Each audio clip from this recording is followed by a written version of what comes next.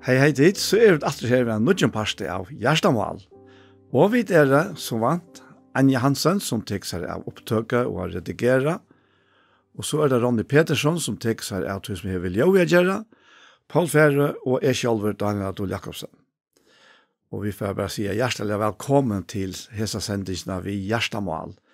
Og Gjerstamål, det en som av oss, så får jeg spille på hva ligger hånden av Gjersta i det.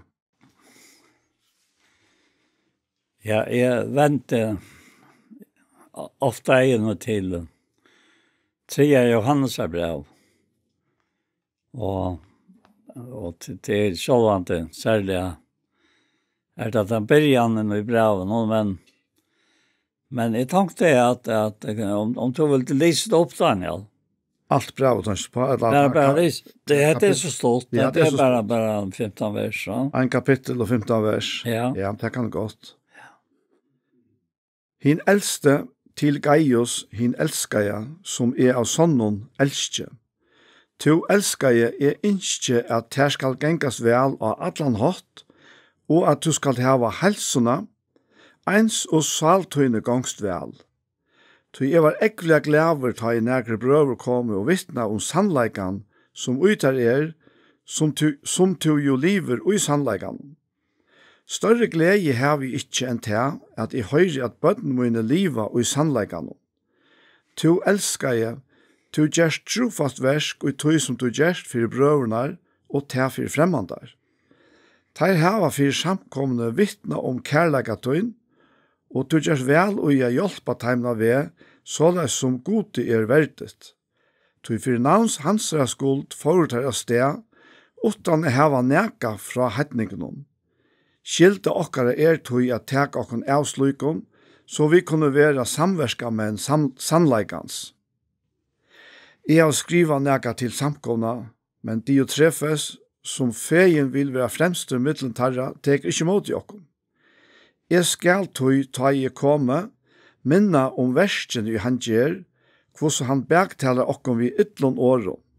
Og hette honom ikkje no mykje. Nei, fyrst teker han ikkje sjálfur i måte brøren, og så gjerne forer han teimen og vilja gjøre til, og køyrer til ur samkomne. To elskar jeg, tek ikkje etter hinnom ytla. Nei, tek etter hinnom gåa. Tann og gjer hit gåa av gode. Tann og gjer hit ytla hever ikkje seg god. Demetrius hever gåan vittnesbord av ötlån, og av sannleikan og sjálvån. Eisne vi djeva hon og vittnesbord, og du veist at vittnesbord okkara sannur. Jeg har mengt å skriva til her, men jeg vil ikke skriva til vi bletje og penne. Men jeg vågner kjøtt å få til jeg sutja, og ta skulle vi tala munnliga saman. Frigjør være vitt her, vinene leta helsa til her. Helsa vinene vi navnet. Det som sannlig alltid har holdt ikke med. Vi har slått og brøven og en kapittel, og til reisende Jotas har brev til en kapittel, og Anna Johannes har brev. Ja. Til det her at ja, det det som Jobb sier, kan man godt sette som överskrift, at öttast herran vursdömer, ja? Og han skulle ikke tittla til vit. Da sier Jobb 28. Og han sier til mennesker. Det hekker at adressene til hans her årene, så sars det til at til mennesker som inne i myntene, og selv om det alt til mennesker, men Jobb sier det en så kjallsammanhått, og i 28, han sier at og han sier ved mennesker, det har hatt uttrykk her, og han sier ved mennesker, at øttas herran til vursdommer, og han skulle ikke titla, til vit, at det sørste vers i som kapitlet nå. Og det stender i vers 22, at i Herren, et eller annet, i han sa vursdommen, og åpenberer han, ta let han stod fram, och granskar han ut. Att det heter Herren, ja. Ja. Och vers 25 att tar han via i vintern av väkt och malte vattnet i male. Tar han sätter räknen och lov och snarlig oss nå vi. Och vers 24 tog han skåar högt till ändar gärrinnar och allt under himlen ser han. Och här ser versene det säger så nek om det sa all makt och god hever, ja. Ja. Han styrer ötlån och det är bara som tar han skapte. Han säger ett år och så står det här och så framvägs. Ja. Det är så, om det är hotäkande tog jag att här ute och i snär breven om 3 Johans brevet. Här sars då ja, jag vill säga att det är det sista som han skriver av breven, ja. Johannes som är i Bibeln. Och du ser att det här att han börjar att han säger hin äldste, säger han. Till Gaius, hin älskar jag som är av sonnen äldste. Och jag minns det och en av läsarjöken och Johans brev. Och lägg märke till att här tar han tåsar till att så är det till älskava. Och tar han tåsar till kvinnorna så är det till älskava. Och tar han tåsar till männen så är det till älskava. Och det ger nog grammatiken jag att allt får personligt sagt till älskava, eller till älskava, eller till älskava. Och det är en särskild klang i öronen. Och det har vi också många målmål. Att det har vi ett östen finns fra den. Det är ett underfullt mål som vi tåsar till för en annan vi. Och som hevet han egen lojka och i sig själv att det och i grammatiken är egentligen inte slitt. Det har varit tås om det som hever allt vidare för oss. Så har vi alltid tidsna. Ja, ja. Och så säger han bara vägen här till älskaje. I inte att här ska gängas väl allan hållt. Och att du ska ta halsarna ans och saltøyne gångs väl. Och till tog att det var äckliga glävor. Ta en bröver kom vittna om sannlökan som ojtar er.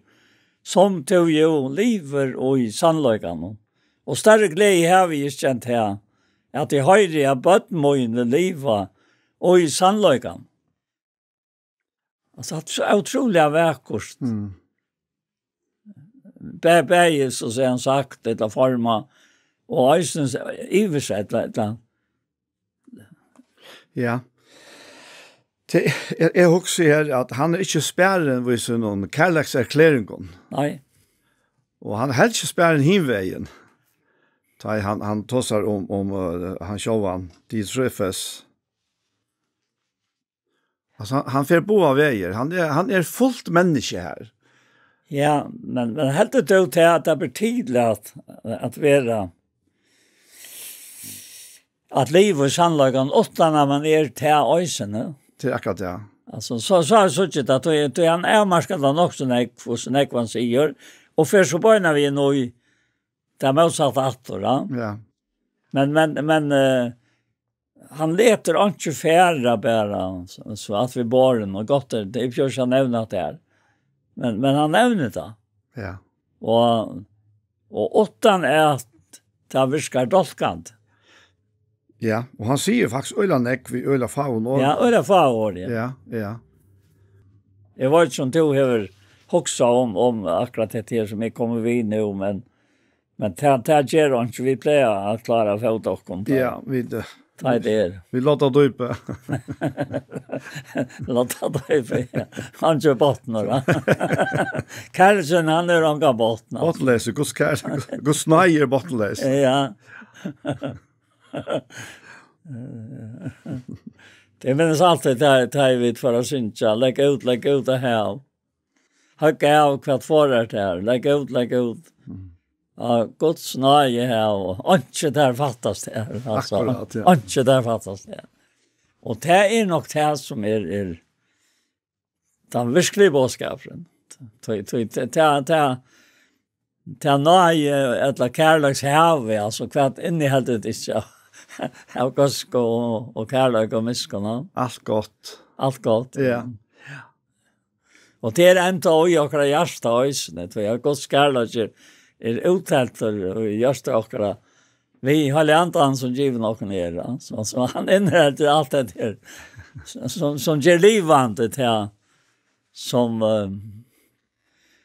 må være just livande. Jeg tar i grunn at han kommet nye hier, altså. Han kom for selv, altså, og akkurat løyte. Fire at løysaken undan til som var bonden av. Og så kom han i talsmannen og gått inn hele andan og tok byggvå i åkene. Og jeg tar over at rett, altså. Ja. Så trykte ned av metallig. Det är så helt visst. Det är alltså det må vara en öjlig månader att känna sig att vara ontsja. Och det är så imens som människor är det, men det följas öjla lytelsvärda. Och så att komma in och ge sig här, ser gaskarna och så omsorgarna, så nöjena, så tryggterna. Och så är man knappt inte ontsja, men man är dyrabärare och virusmätter av gode självorna. Det är den största bröjningstrycket som människor kunde för jöknen. Ja, alltså det han säger inte bara han var glad, men han var ekvileg glad. Ja. Ta nekra brøver kom og vittna om sannløykan som ut der, som du jo lever og i sannløykan. Og jeg vet, om skilte spiller, men jeg vet nekka andre liv og i utan sannløykan. Nej, jag tycker att det här spann han det här ting hänger samman till sannleik och kärleik. Akkurat. Ja. Det är lösligt nytt. Ja. Du kan gott ha en kynisk sannleika som alla tror ska fortälja där alla tror feiler, ja. Och det är inte hans sannleika han sypar till. Det skil man av ödles ner. Och så kan du ha hans sannleika som är i kärleika. Som kan gå så att här är också som kan vara bättre, men kommer vi en positiv lösning om det ska vara. Och annars fjäller kärleken fjöld av synton eisne, ja. Det är Peter som kommer då i. Det är nettopp det, att det är så. Att det här är, ja. Jag minns det tog sig en förnäcknar så igen. Det har alltid varit tabut surskåpen om att det är sannläggan och trick och kärleka. Och så tog ett döme som är till affärer alltså så in vid bilen. Och det var kanske en bil som man går vid och gärna vill behalta och häva. Men så mamma till sannläggan strömmar tja biletliten och få vita. Och så kan man säga kanske stanna just en gammal bil till inte långt. Det var kanske mer för bilen var så gamla ofta, ja. Och ta för bänkan och skavant och allt det där. Jag fan inte för att vi nog gå igen. Men han lägger mot fram. Ja. Men ta var det en som så säger hur visste du det han har gjort för akkurat det samma vikna arren att han är i bilden och han har hopp och ängst att han får köra sindra sig att men det är så affärs hela vin och att han var hejsa samma kärleken till som ägaren heja. Men sannoliken tjagota. Det halte är vi bäge själva och nek halte och ha hilte. Att det är ja allt ska framma, allt ska la borra. Ja. Men det är inte sannoliken som god arbete utfra. God arbete utfra från till sannoliken någon att såna hansar är båt för synder allsheimsens. Ja, det är så verkligt att jag kommer att läsa förra Korintbrev och kapitel 16 alltid då här. Jag tittar den sista kapitlen och i breven och lägger mest till 2 vers i början och 2 vers i mitten. Och 2 det första versen. Alltså så är det vi reaction charity vi läsa. Och det första 2 är detta men och i Efesos vers 8 och 9. Men i Efesos atli är stäcka. Lika till kvitson. Vad nu var kvitson. Ja. Och så är det kvoj. tog dyr og lattnar mer opp, vojar og fotlar av arbeid, og nekver mønstermenn. Og så hinner bare 13 og 14. Her sier han, vet ikke, stande faster i trunnene, være menn, være stersker, og så kommer det til, lät i allt jag tycker om det görs till kärlek. Ja. Men så kommer han till det sista. Tvete sista. Ta säger han att nej Herrens Jesus är vi tycker. Och så säger han om sig själv. Kärlek moin vi tycker. Ötlon och i Kristi Jesus. Ja. Akkurat. Alltså nej Herrens Jesus är vi tycker, ja. Kärlek moin vi tycker i ötlon och i Kristi Jesus. Ja. Jag har inte lagt mest till för. Hva bra var det du sier at det er? Hva bra var det er? Att det är 4 Korinthierbrev kapitel 16 Ja, och det akkurat, första vers. Alltså det säger mig så öliga när jag att kan jag säga hatta vi till ett land angår eller kvann som helst. Ja. Kärlek och moin. Det vill säga det är Guds kärlek. Det är kärlek och moin. Jag har ju ångan annan kärlek än Guds kärlek. Och vi älskar tog han älskar jag och en fisk, säger Johannes i 4 kapitlet i första brev. Ja. Nettopp. Och tog tryck vi han tårer att säga det. Ja, akkurat. Ja. Og til det tar bare her til fellaks her, det er to som kærleika. Ja. Det er kærleika som tar her og i Kristus, ja. Nettopp. Guds kærleika. Han fullkomne kærleiken. Ja, det är en standard, ja. Ja, det er sannhet. Jeg var helt tjukk som at jeg fyrir kærleiken moin er viktig kun ødlån og i Kristus. Jo, det är leip i egen ja, men för bort i hjärsta.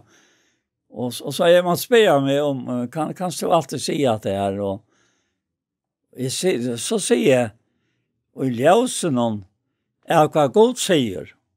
Så kan det säga det. Så vi vet älskar to han älskar och fisk. Ja. Och ta två män som har varit så näck och så nu löv för Herren era gör tillvärden här. Mm. Är det samt och Jesus alltså där vita verkliga vad det tar om alltså. Ja. Annars är han alltså han är rätt sträng vi tar ju i Korinta. Ja. Men det är ju i kärleka. Ja, det är det, ja. Ja. Det är det. Och ja, man kan säga i kärleka och i renlika, ja. Och Eisen tar jag han skriver här och i 19 verset och i som samma kapitel i 4 Korint 16. Så säger han att samkomnar och i Asien att hälsa tickon. Så nämner han två, Aquila och Prisca att hälsa tickon. Flytteliga och i Herran. Samla samkomman och i huset torra. Ja. Alla bröderna lät hälsa tickon. Halsa kvar öron vi heilon koss. Och halsan är vi mojne pausar. Ekno hand. Ja, mojne. Ekno hand. Ja. Alltså Aquila och Prisca, det var särskilt pär. Ja. Det är avhållet. Ja. Det är i Apostlasönen Atjana. Att här ständer att om Paulus att vi läser här från vers 23. Han är väl här en att tro från en steater och färdas först om Alkalataland och sedan om Fryke och styrst att lärsvännerna. Och så ständer till Efesos kom nu Göte och i att Apollos. Han var attavor ur Alexandria och var årkringur medvor, stärskur i skriften. Han var lærtur ved Herrans, og vi til at han var brennande i andan og tala i han, og lærte skila godt om Jesus, tog at han best kjente dåp Johannesar. Han får at tala horester i synagogene. Ta og i Priscilla og Aquila hørte han, de var så her framan undan.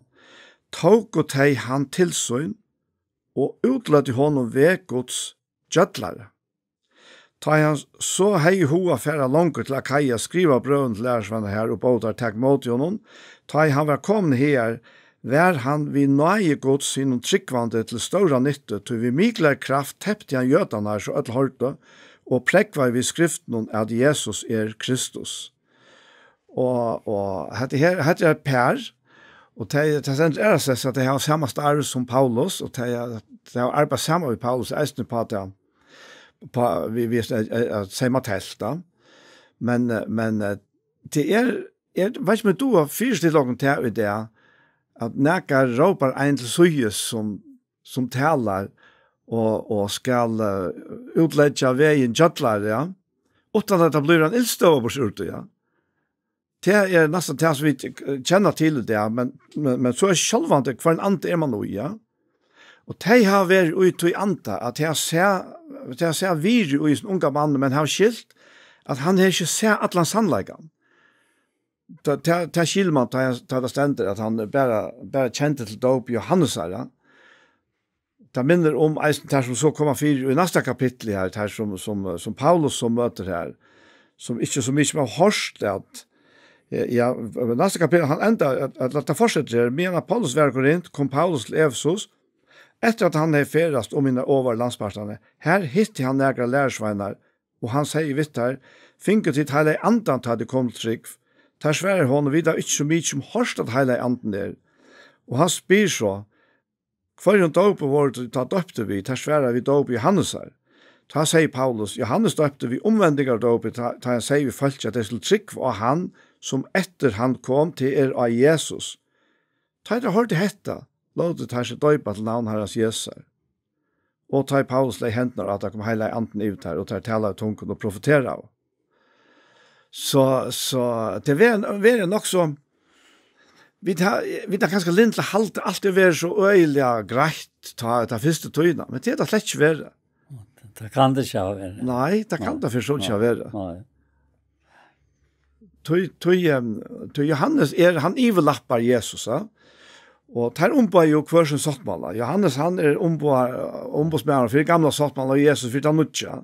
Altså, Johannes ombår lovene, men Jesus ombår nøyene.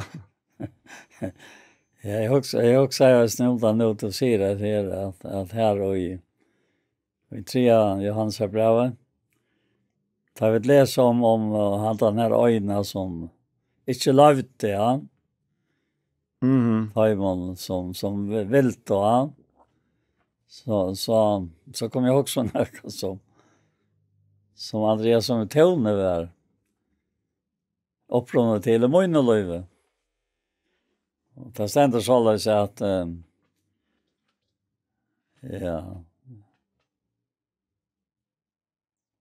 at jeg har skrivet noe til samkomne, men det er trefes som feien vil være fremster mittlen torra, teker ikke mot i okk. Jeg skal ta i komme minne om versene i han gjør, hvordan han bektaler okken, vi ytlån åren, og heter han ikke noe mye nøy, først teker han ikke selv mot brøren, og så gjerne forer han ta i munn, vi vil gjøre det, og karer det i ursamkom. Og så sier han, du elsker, jeg teker ikke etter noe nyttla, jeg teker etter noe gøy. Han gjør et gøy av god, han gjør et ytla ikke, jeg vil ikke skjære god. Og så sier han Demetrius, jeg gav han vitsspår. Og han fortalte om og gjennom samkommet at jeg var en med vår som var et soffa-vonter, altså. Det var sett her. Det var ikke antan soffa, altså. Nei. Men det soffa-vonter at han var sånn. Så er det egen og så hentet det han, sier han, at han flyttet til den ære samkommet, altså. Ikke tog jeg at han gjør det noe til det, men det ble så løs, at han flyttet til den ære samkommet. Det var annet sted, han. Og så tjekket han en lang tog, og hentet samkommet. Begynte jeg å ha det godt og trivas vel. Og nå får jeg vite han ur tog samkommet. Og så bare vi spørre deg inn til hvordan det gikk ved sånne øyne som har kommet herfra. Og jeg synes sier bare til at han er veldig akkurat største sikning i samkommet. For det er fullkomlig brøtt. Så er det han kom. Och detta blev det kvackar det ju så innan. Och så tar jo säger det snära. Ja, vi måste allt nere knä. Ja. Ja. Och ta loss det allt problemet till allt som är åt Kristus inte. Allt vet är åt Kristus. Och vi förräknar som åt lika. Mm. Och han som är hövor lika som samkomnar, han löste problemet. Så det blev inte problem. Och här stod Jesus ordentligt undrande. Det var så glad med affären. Och hade sex nog haft han så gott så igen, men hade kände det inte. Och jag också om att det här och det alltså du nämnde att själva man kan se en jag kan näkra något annat kan särskilt när för så vi så att han blir förnärmad. Ja. Men ta ju slett inte hade och lika med och funktion alltså. Hade glömt då. Så han är hövor lika som en sakon.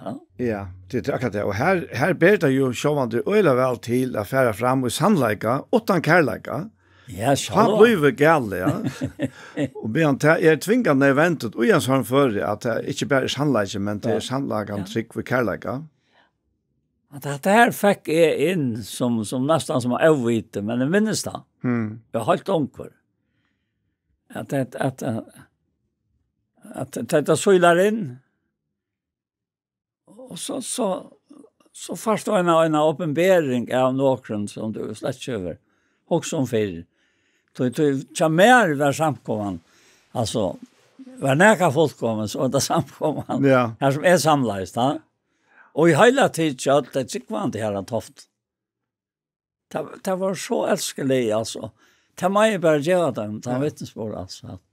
Att det då vill jag ta mitten alltså.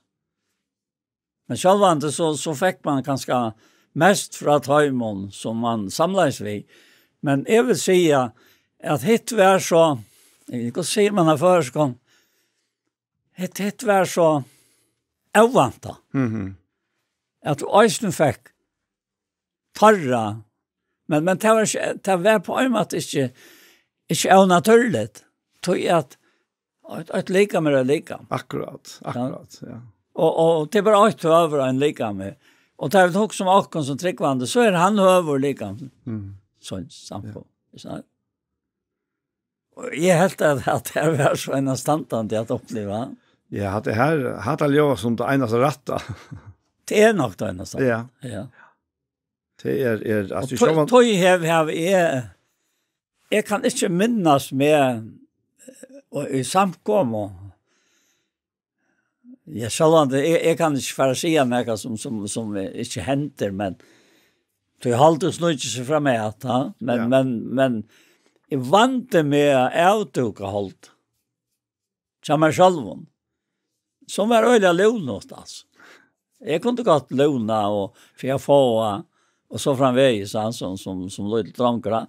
Men det var akkurat som att hemme och samkomman löste dessa här trubbelagarna samma vid hötten. Tog med huvudkon och så innan sidan och så Kristus är huvudsamkomna. Alltså, ta mynterna här från hemmen och hinna fick jag här som samlades. Och så fick jag ta extra från hemmen som levde när god till. Och kan vi inte göra det samla oss då. Ja.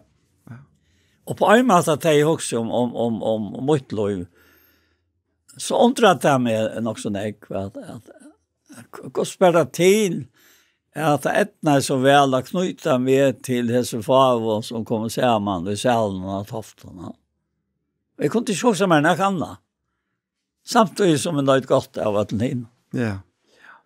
Men det mest du är inte där, Paul. Ja, atlastan. Ja, atlastan. Ja. Det är helt anstånd. Jag har alltid att det är brøtt rättande kvart när rötsen är. Vet inte bänge för kvar nörre långer. Nej, vad du visst vet som han säger här. Ja. Är det sannlagan och säkert kärlöka. Så är det löja vi för att klantrast. Det är bara slags tid, va? Småtta röjer. Det bärs till att. Nej. Så att i grunden det Jesus säger så gör han upp vid Gotenskjens nöjme. Akkurat som Hebreerbrevet 2:14 säger, hvis du läser det, ja? Så sars du här att vi tar bötten till avlåt, eller så är det begynner, 2:14 allt. Jo, vi kan inte. Hebreerbrevet, det kommer här 2:14 sier det, ja. Ja, vi tar at nu bøtten har lot i blå i holdt, fikk han, eisne han av samme holdt lot ut i, for at han vid deian skulle gjøre han til ønske som hever velde deians til djevelen, og gjøre alt til fru som er rassle for deian var i traldom i atla lust og i syna. Akkurat. Ja. Mer hever at jeg har alltid sagt, Øljan, jeg skjalt om det stender i Hebreerbrevet og som akkur det har sagt at det var hebreer han har skrivit till.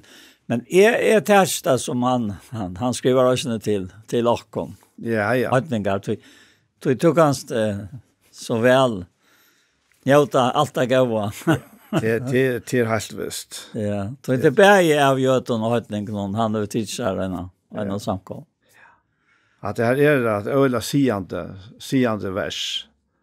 Otroliga bönjas. Alltså bäge två här alltså vi tar att bötterna har lot i blå i hållet. Ja. Fikk han eisen samme hållet lot ut, ja. Ja, akkurat. Og så sier han, for at han vi deian om, skulle gjøre han til ønske som hever velte deians. Det djevelen. Det øyla kjølsam fyrirbrygt til at du faktisk han brukar deian sjølvan til at gjøre av i deian. Ja, och stan syns vi att dagen är dagar alltså. Ja. Nettopp. Och ta att han gör det tog att han kom till färd in i dagen. Allt han var såna gods. Och han en helig natur alltså. Han var en slags fankusin. Inte kunde visa några syns så han sa det. Kan några tycka visa några syns mer. Ända säger han. Ja. Ja. Och han kunde. Tog han var där och han säger. Och god han säger sig väl. Och hit som jag också säger om i samband med att det var inte som en dog jag säger att men det har alltid varit så höjlagt alltså att också om detta.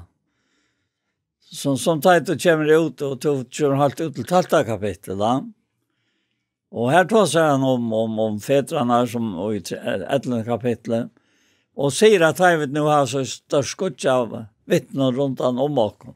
Så lät jag kunna lägga av allt som tänkte och synderna som hankar så fast upp i jakken och vi tåler den och skoje. Akkon fyra sätt. Här var inte en vänt av Jesus. Och så till nästa vers. Det var helt fram här. Upphavsman och fullkomna troarna. Ja. Ja, alltså jag tar 12 kapitlet. Ja, och så läste vi här. Ja. Ja, jag husker om han som tålen har båret av syndere har sagt om sånn ekve måte, så det var ikke trøtt og måtleis og salontekere. Ja, men Aren her kommer så som fyre glede. Ja. Anna verset. Her var det ene vent av Jesus, opphavsmann og fullkommer av troaren der, som fyre gledene og i fyre håndola tålen leia krosset og leia ikke i vannærene, og siden nå vi høyre så i haseadskogs. Ja, akkurat, ja. Ja. Altså, hvordan kunne han glede seg til den dagen? Det var det som la frem av fyrre nå, først. Ja. Men han leia ikke ut til vannærene. Nei. Og hvor? Tog han sa akkom. Ja. Altså, han kom til Jøkken Filippe Brau, 4 sider. Det är glädjest i Herren. 8 sider glädjest. Och milda sinne tycker av alla människor som kom till Herren är där. Kan vara utan därför att vi är mild. Då vi inte har sån natur som han. Så tror jag han kan se det. Ja. Och att det här at han vil deg han og gjør det han til anses som veldig deg hans. Det er helt utroligt altså uttrykk. Ja, det kan det. Alltså att han låter sig bliva människa. Ja. Fyra att han kan hjälpa oss som är dyrast nej. Är att vara människor. Ja, akkurat. Det är så störst och dyrbart och ta så huxar om det som vi börjar vid eller från när braun här att allt är detta och i kärleka. Att det alltså drivkraften är fullt och helt kärleka. Och han tar om oss glädjerna som fyron la. Hvor var glädjen? Det var vitt. Det var vitt människor som var i dyrast nej av oss själva och av fylsen av att vara människa.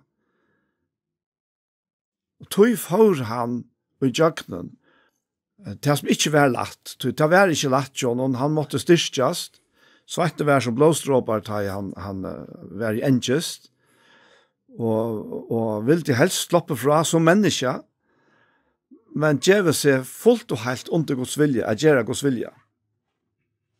Hikk kommet at gjøre vilja til en god, sier han, jeg siterer han langt ut i Hebreerbrevene. Og vilje Guds Vilje Guds at mennesker skulle bli frelst. Og kan man kjenne han, og at bli og gjøre spøten hansere. Det vilje Guds, det alt det verste. Alt det som vi annars eisen tås om, alt det som skriften tåsar om, det vilje hansere. Og vilje hansere bæra gåver. Det er så størst at hukse om at, og dette jeg vidt som mennesker. Det giver vi okkom. Og så det her vi så gledene. Tøy var ekvelige klævor, i 3 verser her og i 3 hansa brev. Tøy nekre brøver kom og vittna om sannløykan, som oit her som tog jo livet i sannløykan. Større glede har vi ikke enn det. At de høyre har bøtt møyne livet i sannløykan. To elskar du gjerst trofast versk og i tusen gjerst. Og derfor er fremmande. Og tøyr her var for samkomne vittne om kærløykan, tøyen. Og du gjørs vel og i at hjelpa dem av det så det som god i verdet. For en navns hansara skuld føretar av sted, utan å heva neka fra hattingen og skilt okkar at teka okkar av sløykon, så vi kunne være samverska med sannløykan. Ja. Så det ligger en sånn støye som lager meg atter til Hebreabrev 4, som du nevnte nå. Til Hebreabrev 4, det fullt av hesten her øysene.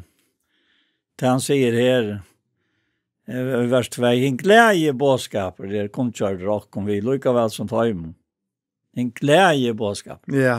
Men, sier han, men året og de hørt og hjelte dem ikke, de som hørte det, tåg og det ikke tilsøyn vi trygg.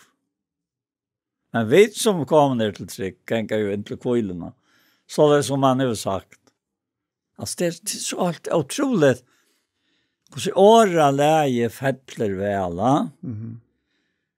og så finner han langt ned og just der braven, og han tar seg om etter her, at så stendte vers nødt, så stendte det falske gods sabbatskvøyl etter. Han er kommet inn til kvøyl og hansare. Her var også finnes kvøyl etter verksøyne. Og han så god etter søyne. Altså langt her og nå, vi sitter her, vi tar finnes kvøyl og vi tar finnes det kvøyl og som stod og bøye etter oss. Altså, falske gods, så stendte det falske gods sabbatskvøyl etter. Han er kommet inn til kvøyl og hansare. Her var også finnes kvøyl etter verksøyne. Og han så god etter søyne. Lät jag kon tog jag kon omärkt, vet du som jag också säger. Ja. Jag kommer in till kvölo. Tack kvölo så anten ska falla. Vi ser med avlutningen som de gav döm om det var nog i Øymarsen, ja. Ja. Det kom från Egyptaland, ja. Och kvöj tog årgods livand och hever kraft. Och i kvassägen är katoj Jesus för och därför i jöknon. Inte det klöver sal och anta, lir och märk och dömer hoxaner og rå hjertans. Og andre skapninger er av skjønnelig for Jarsson Hansa, og alt er nært og best for egen Hansa som vi tar vi gjør. Og vi tar at vi nå hever støvren høvespress, som er færen tjøkken himmelen her, Jesus håndgods, så let jeg kan holde fast vid hjertingene. For vi tar ikke høvespress, som ikke kan det være sannkjensel vi vøyklagen åkere. Men en som er først av i Øtlund, det var så inne av Janne, av samme som vi, ta åtan sin. Det at jeg kan vi dirve støya framfor jeg har satt nøyene, så vi kunne få miskunn og finne nøy til hjelp på rettere tog. Ja. Ikke bare finne hjelp, men finne miskunn og nøy til hjelp på rettere tog. Ja, det er. Jeg sitter alltid og husker om at her, hvordan kunne alt Bibelen er sett sammen. Hvordan viselig alt er sett sammen. Hvis vi tenker seg her, parstene der, hvis vi tenker gamla sottmalen, som sier okken fra hvordan mennesker i botten og grunn er, at han har fattlet, men hvordan god så kommer inn og gjør lovene, og let mennesker selv slippe, ja, men altså, du vil slippe bidja deg om babelstarene.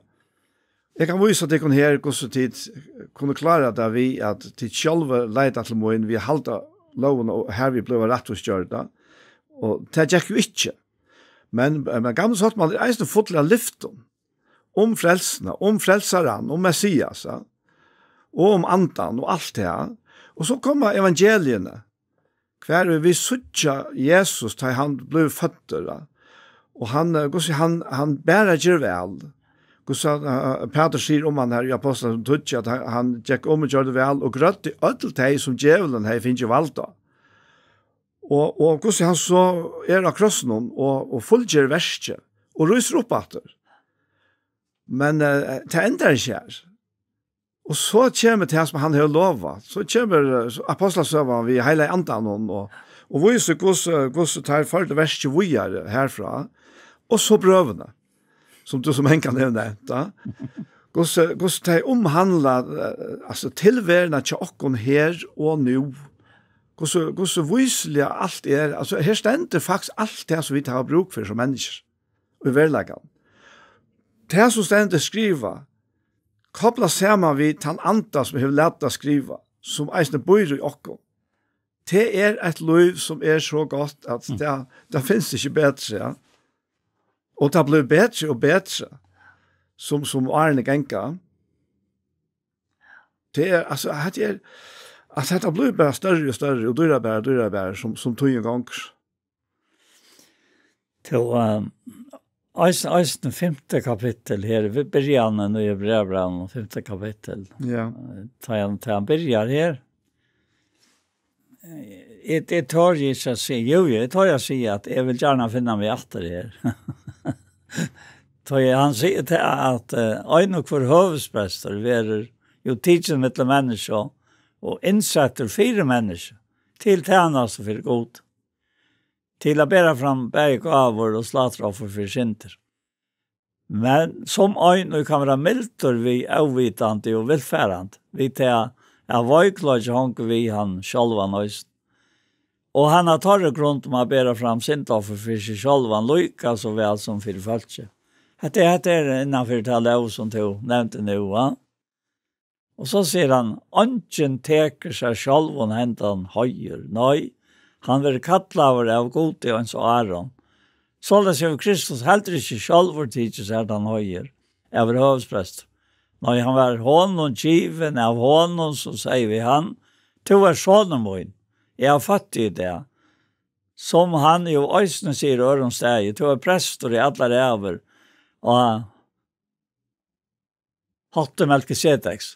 Og så sier han hever av døven halsons, vi hører råp, og tar båre fram bøner og neier av lansere, som han mentor av frelse han fra deian, og han vær bønhårder ut ur enkest søgne.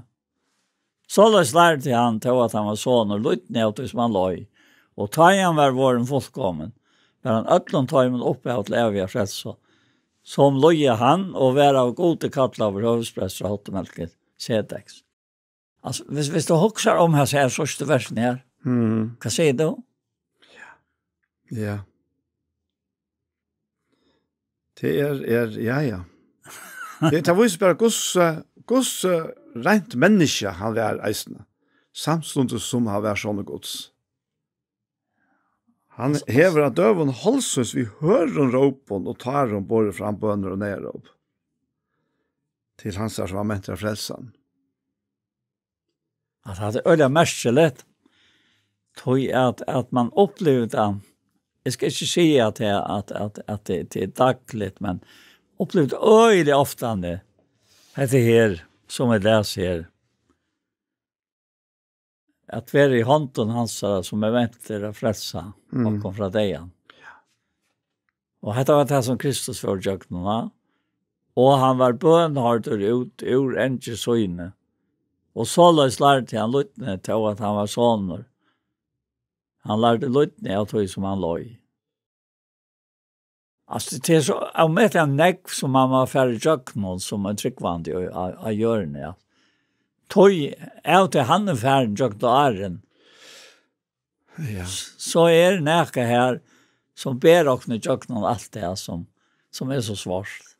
Ja, han är här. Han är här själv. Ja, han är fullkomlig hövspräst. Ja. Och ta så hooks om det som du läser här, Paul. Ja.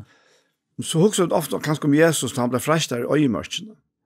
Men detta var han verkligen frälst.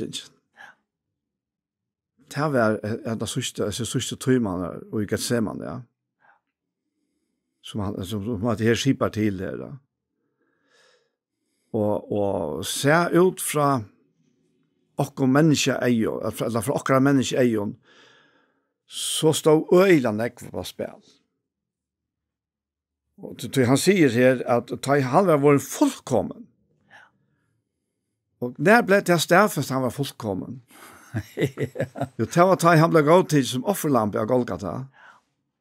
Ta det stärfast att han var fullkommen. Och att han reis upp att. Var han inte fullkommen så reis han inte upp att. Alltså det är präckligt att han är fullkommen. Yeah. Han kunde vinna och det är hans makt. Ja. Alltså. Kvar har jag kunnat till anken.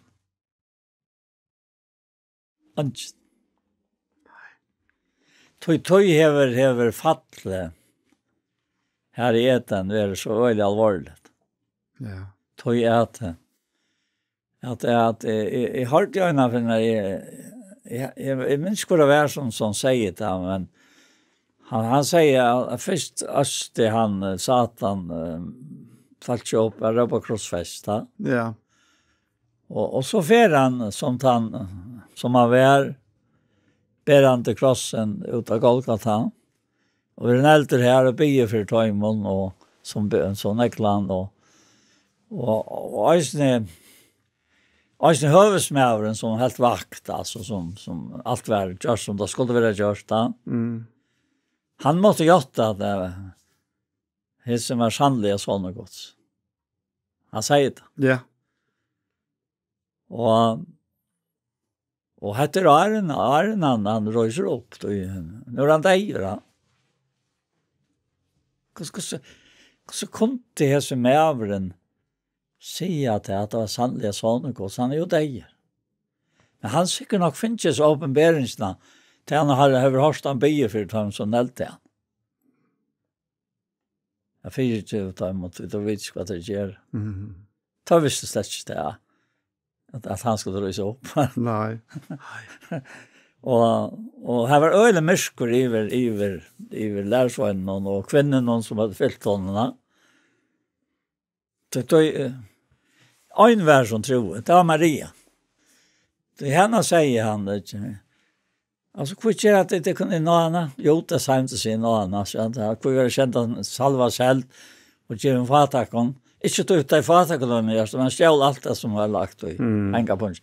Her var, altså, vi nevnte om myskelsens makt ut i 3 Johansabraven, men her var sannelig myskelsens makt på stier. Sannhet. Og så tar det Jesus sier, hva gjør at det kan finne?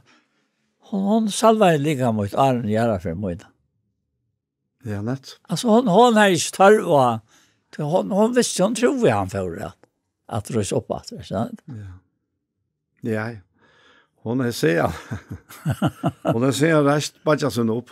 Akkurat. Ja. Ja. Det ser jag. Hon har hört åren från nästan. Ja. Ja. Nej, när jag blev gjort till åt vi. Ja. Det livande år, ja. Jag kan allt det som det säger om han, säger om det som talar ute som tryckvande, säger om akkon. Och jag får inte så framar det här som det säger om akkon. Och det är det som vi där. Prövene säga hur vi där. Ja. Och det är akkar upprörst. Det är att vi ställer kom blind på akkara avfolkomlika. Ja. Men prövene vi andan och lösa upp det som Kristus säger. Ja, vi är och i hån och risen. Arven där kan det göra dig. Och sätt i en himmelska med vi hån. Han säger att det är så helt enastandande. Du vet, vi räknar allt i tog, men med god räknar inte i tog, alltså. Nej, han räknar hela tiden inte så som vi blir räkna. Nej, inte som vi räknar. Nej, slett. det gör han inte. Ja, det är som jag bara huxar om, nu nämnde jag Janne, Bibeln som sammansätta, och jag enda så i bröven. Ja. Men det enda är ju kärt, annars har jag tillvaran enda här. Men det går så inte på hända som ser ut nu, va? Här huxar jag så om åpenberingsna. Och jag tänkte bara lycka läsa sig i versen här i åpenberingsna 21, ja.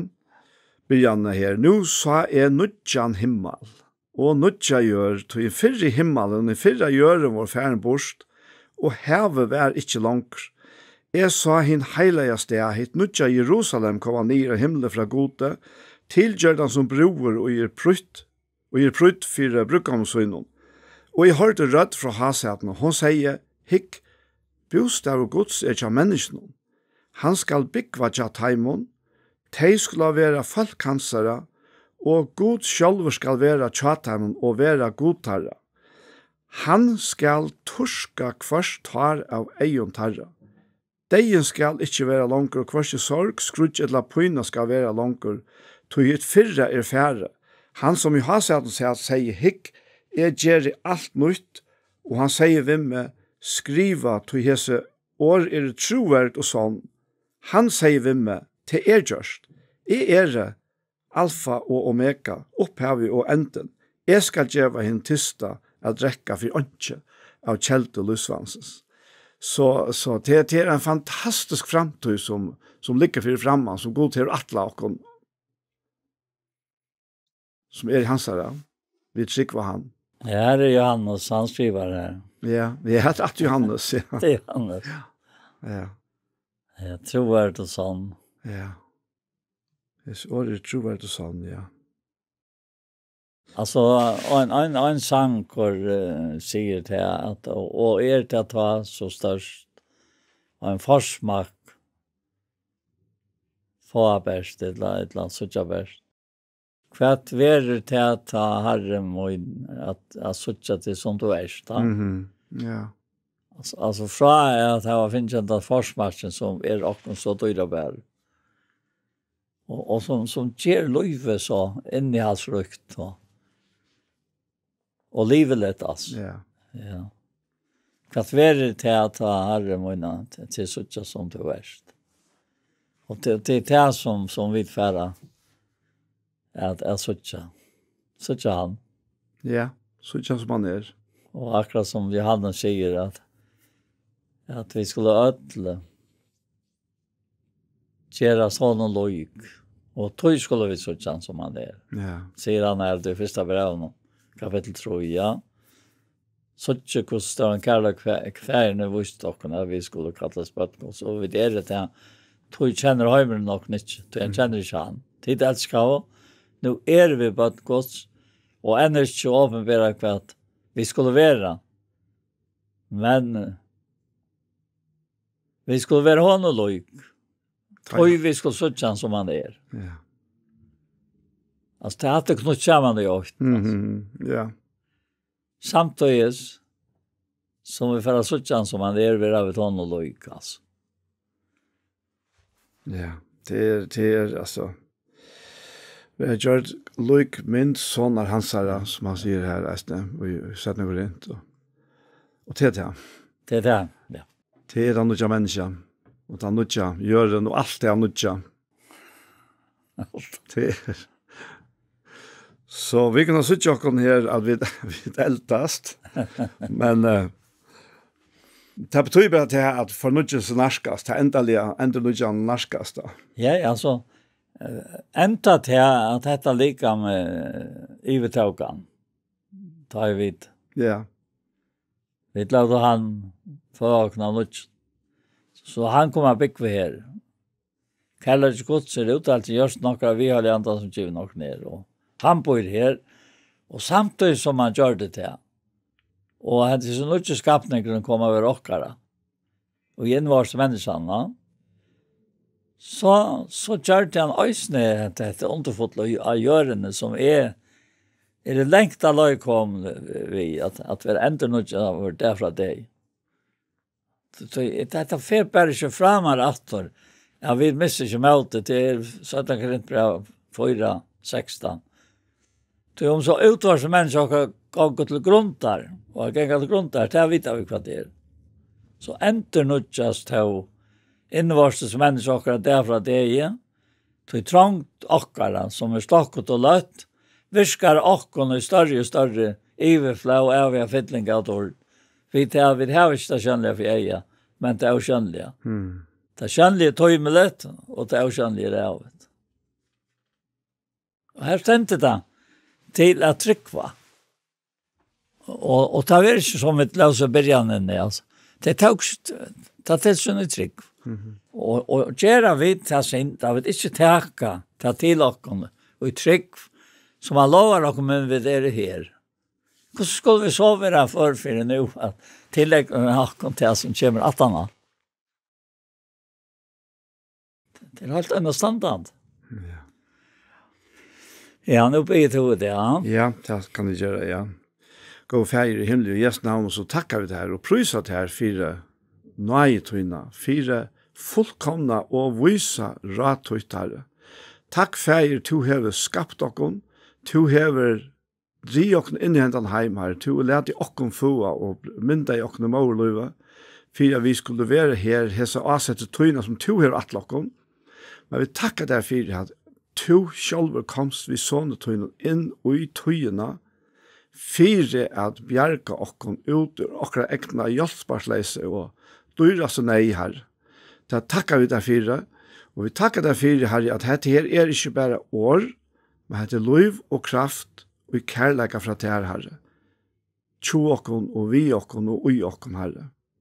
Herre, vi takkar der for til framtid som ligger for framan eisen, Herre. Herre, at hikk, jeg gjør alt nytt. Takk for at jeg er lyftet. Takk for at det er sannlagsåret som stender for framan for okkon. Og Herre, vi takkar der for, Herre Jesus, at vi eisen få henne her mølag at det høver til at kun gjøre til at bæra bå om te, Herre, og hente hatt, Herre. Vi sikner alt de som standa sammen vi okkon og i her som verskjenen. Takk for de som suttja og lusta. Takk for at du gjerst året livande vi heila i andan for hver en enkelt av okkon, Herre. Vi tar alt bruk for det her. Og vi var sikna land og folk okkar og tøyne og dyrebæra navn i Jesus. Amen. Så hesen parten av Gjerstamal livor, og vi får takka for okkon. Og vi Anja Hansen, som har tidsi opp og for å redigere. Ronny Pettersson, som for å takka seg av Ljøvenon. Paul Færre, og jeg selv, Daniel Adol Jakobsen. Tusen takk for hesfer. Og jeg legger eisne træt ut det, at parten av Gjerstamal som har vært, takk kan du finne av YouTube, og Iktus Sjånvars, her finner du eisne Gjerstamal, og parter som Iktus har givet ut, altså som omgående. Og hesten parsten, han kommer så eisne å være lagt ut av Iktus, YouTube-kanalen som heter Iktus Sjånvars, og hesten parsten kommer eisne å være sender av Tjej Kristelig Kringvars. En annen fer, tusen takk for hesfer.